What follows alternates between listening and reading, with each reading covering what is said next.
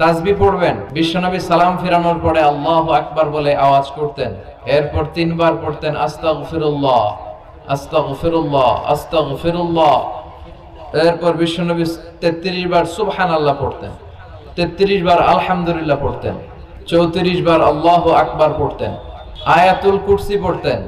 আপনারা পড়েন? মান ক্বারা আয়াতাল কুরসি দুবুরা কুল্লি সালাতিন মাকতুবাতিন লাম ইয়ামনাহু মিন দুখুলিল জান্নাতি ইল্লাল মাউত। প্রত্যেক ফরজ সালাতের পরে কেউ যদি আয়াতুল কুরসি পড়ে তাহলে তার জান্নাতে ঢোকার ক্ষেত্রে আর কোনো কিছুই বাধা থাকে না, একটা জিনিস ছাড়া, সেটা হচ্ছে তার মরণ। সে মরে না, তাই জান্নাতে যায় না, মরলেই জান্নাতি। কি সুন্দর সুন্দর দোয়া, এগুলো আমরা পড়ি না। বিশ্বনবী তাসবিহগুলো আঙ্গুলের গিড়ায় পড়তেন। আব্দুল্লাহ ইবনে আমর ইবনে আল-আস রাদিয়াল্লাহু তাআলা আনহু বর্ণনা করেন, রাআইতু রাসূলুল্লাহি সাল্লাল্লাহু আলাইহি ওয়াসাল্লাম ইয়াকিদু তাসবিহা ফি ইয়ামিনিহি। তিনি বলেন, আমি বিশ্বনবীকে নামাজের পরে এই ডান হাতের গিড়ায় গুনে গুনে তাসবিহ পড়তে দেখেছি।